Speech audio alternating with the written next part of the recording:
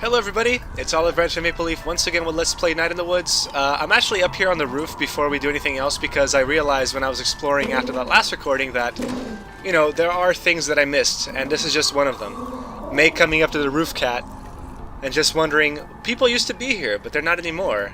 Am I just old and out of touch? Do you feel that way sometimes? Yeah. That you're old and out of touch? Yeah. Well, yeah.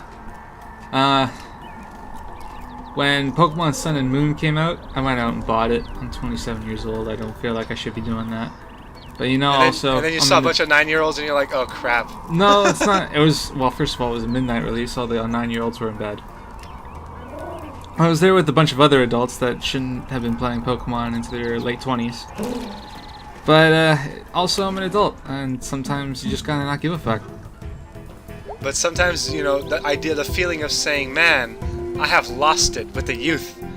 I'm no more considered a part of that subgroup. You know, there's one thing that my more youthful friends have been doing lately.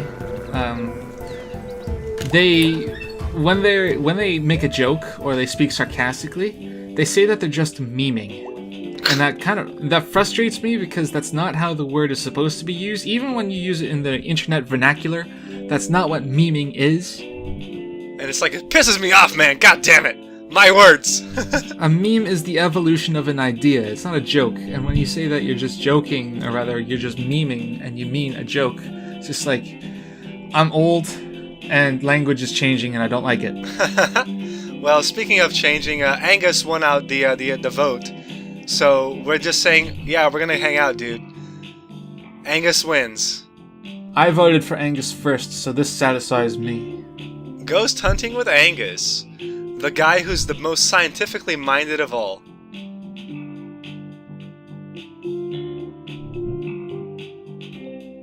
Do ghosts have genders? I was just thinking that ghosts can be gendered. It's not a guy, it's a ghost. Right. Why does no one believe me that it was a ghost?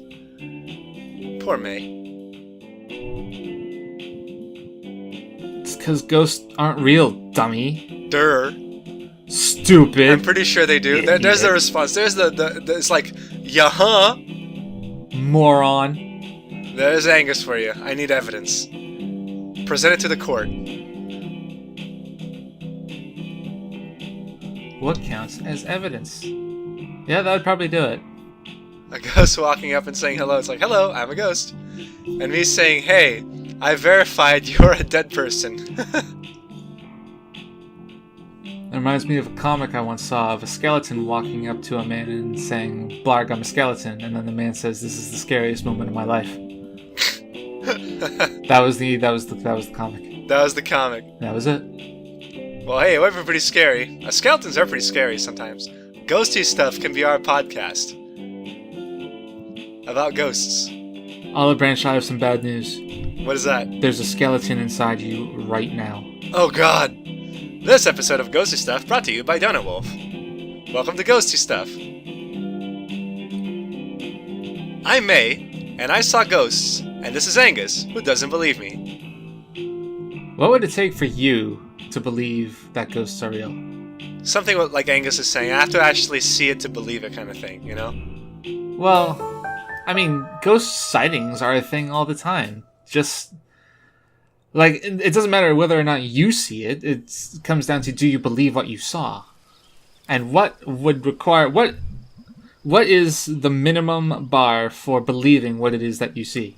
Well, I know they say seeing is believing, but our eyes can... That's magic is working all around this direction. The whole idea of ghosts existing, has to do with kind of a metaphysical sense that we have to believe, first of all, that we have a soul or a spirit that survives us after we die. If that were the case, then that means that anything that has ever lived is a ghost somewhere. And that would mean, essentially, that there is no conservation of matter, and that ghosts by their definition, go against the idea of thermodynamics. When you die, like, heat and energy dissipates. Ghosts, by definition, don't. So that goes against the second law of thermodynamics. You can't create or change matter. So there you go. You know, there was once... I read in the bathroom reader, Uncle John's bathroom reader. I don't remember if they brought your it up. Your favorite book, apparently. Yeah, well, I mean, like, it's great. It's great reading material. It doesn't. It's exactly what it's for. You read it in the bathroom, and you just learn so much shit. I don't know if I brought this up in the story, or rather in this LP before, but for anyone that's listening to this, if you happen to like regularly need something to read in the washroom, and you're okay with spending it on books in today's modern age where phones are a thing. Go to the bookstore, look for Uncle John's Bathroom Reader. It's full of interesting stories, useless trivia, just a bunch of shit that will just entertain you while you're in the bathroom, rather. This LP brought to you by Uncle John's Bathroom Reader. I would absolutely, like, if Uncle John emailed me and said, Maple Leaf, we need you to do an LP and we're going to sponsor you for it, I'm 100% on board. All right, so you were going to say about it. Yeah, go ahead. Yeah, I learned of one experiment. I forget the guy who did it. I don't remember specifics when it comes to Uncle John's Bathroom Reader. I just remember the broad things.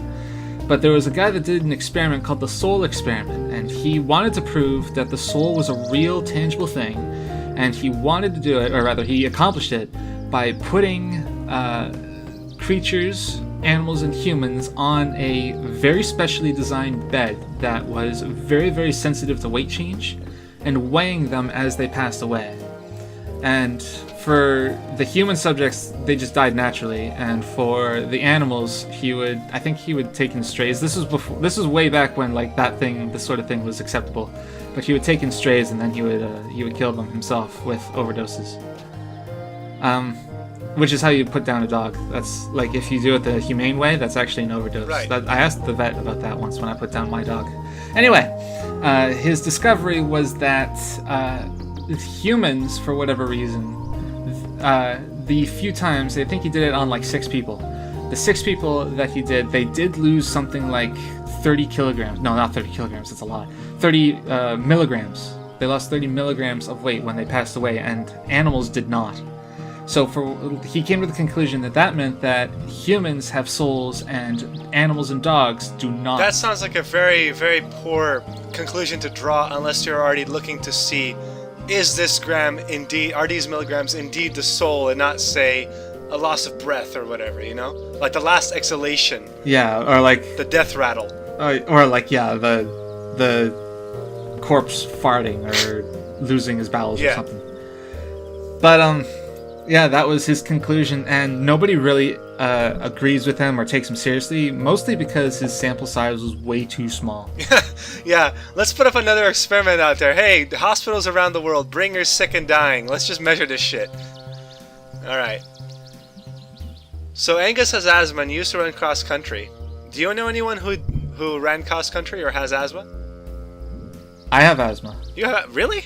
I never knew. Shit. Yeah. I was diagnosed when I was very young. I had a puffer for most of my childhood. I think I've grown out of it, or at least I've gotten used to it, but lately I've had not a breathing issue, but a coughing issue. I guess that's not really... I guess it could be. It's in my lungs. I've had a coughing issue lately, and by lately I mean for like the past 4 or 5 years. And it's not like so extreme that I need a puff or anything. It's just kind of there. It's mildly annoying sometimes. As for cross country, I had a friend that used to, and then he stopped. Probably because cross country destroys your knees. I guess, well, that too, but I guess it just wasn't for him. So Angus is pulling a little bit of science on us. He's saying limestone is basically fossils, which is pretty awesome.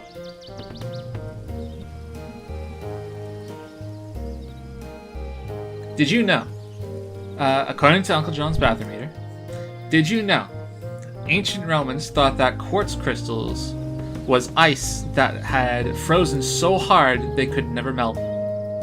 Well, you know, that's people make up stuff like that to explain, you know? Well, black holes are black holes. They should have asked themselves why it wasn't cold either. Yeah, maybe they were like, well, shape change. It's like once it freezes, it stays that way forever. It's like that thing where if you like stick your hand in snow for too long, then like it gets real cold, but after a while it gets warm, and that's absolutely when you're supposed to take your hand back out. Yeah. It's like, oh, all the heat just transferred out. Convection, bro. So we're doing some plate tectonics history. Now, although they never mention it in this game, the words plate tectonics. The whole point of having fossils up mountains is literally because of plate tectonics. Yep. Two big old rocks push against each other so hard that they both rise up into the sky and they make a mountain. Well, one actually goes under.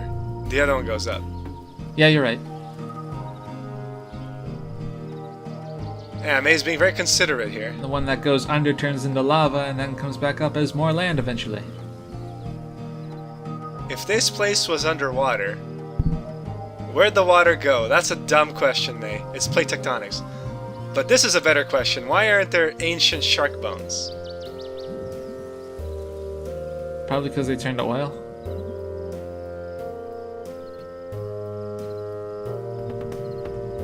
Or maybe an ancient shark just didn't die in this spot. It's like deeper in the ground. We just haven't found it yet. Yeah, well, yeah. What conditions have to be met for something to become a fossil?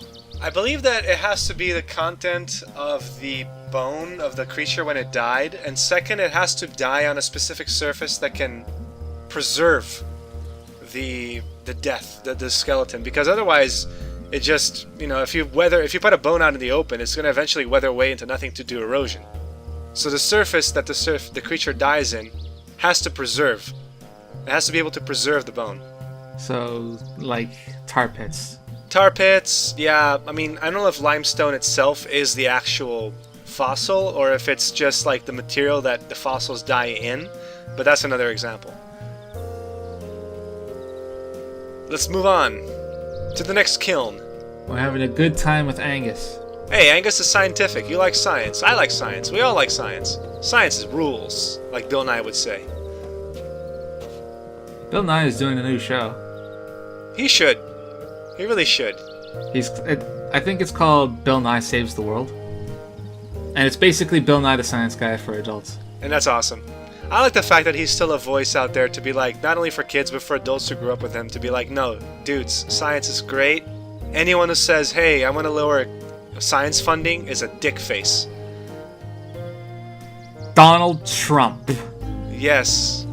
Actually, I read a really interesting article today talking, people saying like, oh god, Donald Trump is authoritarian, and this guy, they're basically saying no, he's not, because he's not taking control of the state apparatus. He's just a fucking idiot. He doesn't know what the fuck he's out doing, and his whole group of people is a fucking moron. Yeah, I'd accept that. So it's like, okay, so they're not authoritarian, they're just super corruptly incompetent.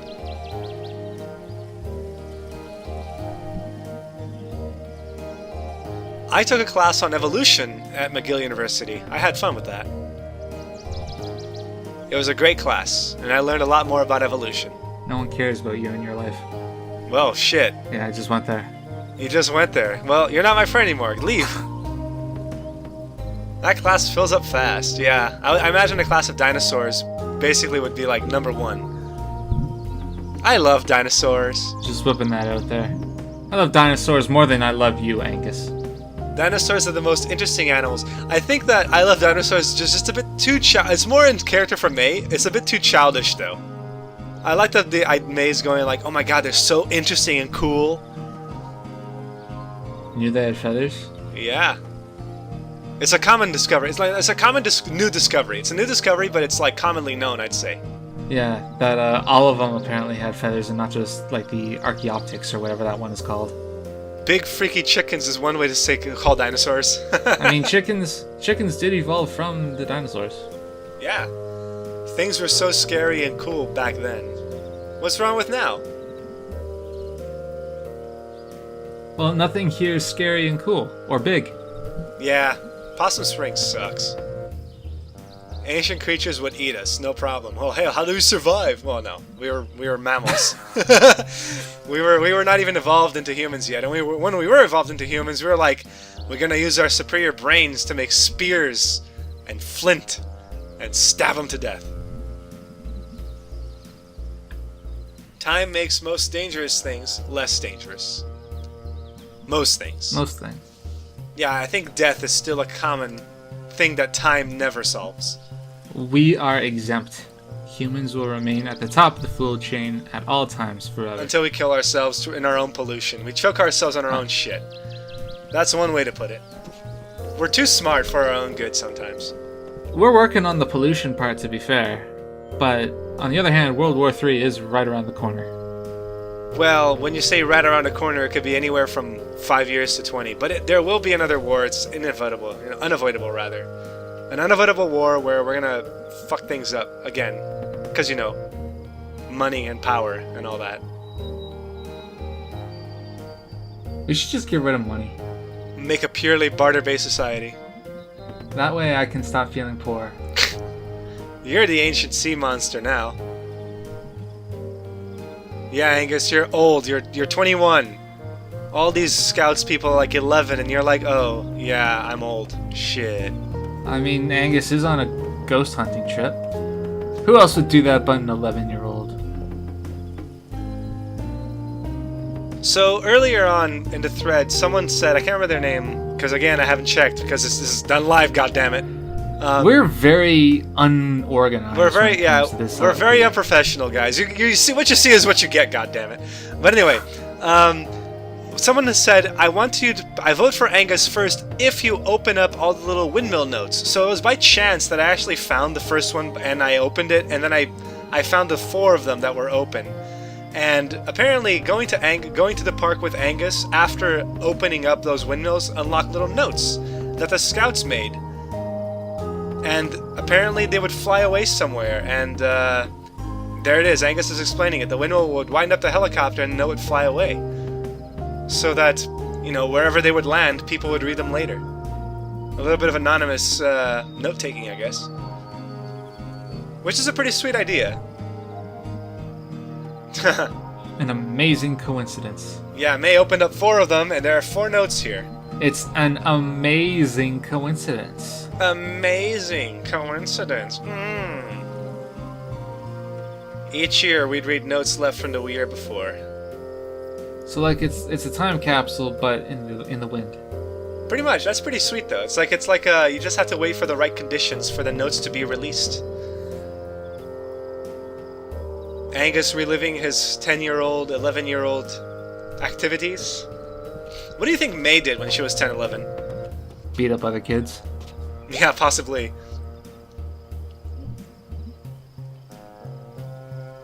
Yeah, we haven't found any notes, so Angus is basically doing the video game equivalent of thou must collect the shinies. The story is not going to progress until you find those damn notes, goddammit. Go get them.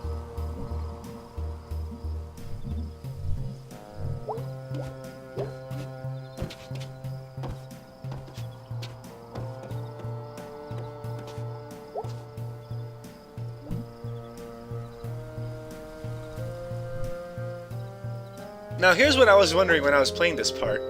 How would the notes fly back over here, or is it just that they spread out somewhere and they land somewhere?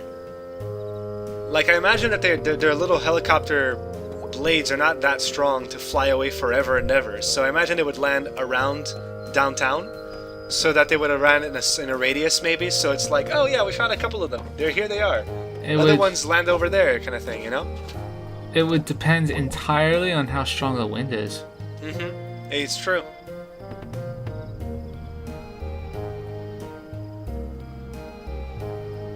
So wait, these notes are from 10 years ago?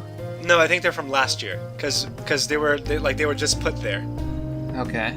Let's read them. Mae's all excited. Wait, should we though?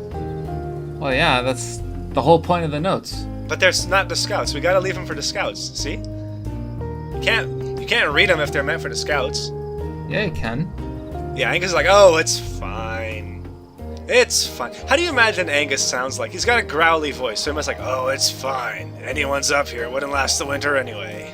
No, actually, he's the singer of the group, so he probably has a good voice. No, but he's got a growly voice, remember? Okay, here's one. Hi. I'm not supposed to write my name. Okay. Off to a great start. And that's fine, because I am a scout. My scout number is... That's the only name I need. I'm a scout. That's intense.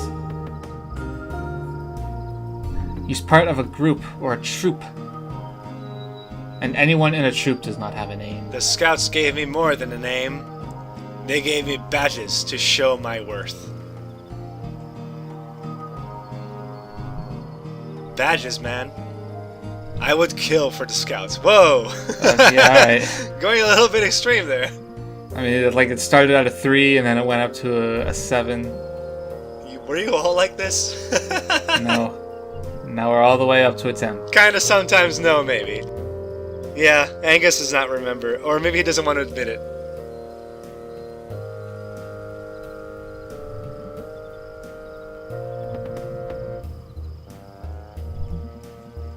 Oh dear. It's his, isn't it? I am super, super gay. It might be his. Nice. Nice. Angus, did you write this one? Maybe. I could have. Could have. At least he's rolling with it. I think that my note was about like being strong and good. There you go. Neutral good. He aspired to be Superman. And gay as hell, apparently.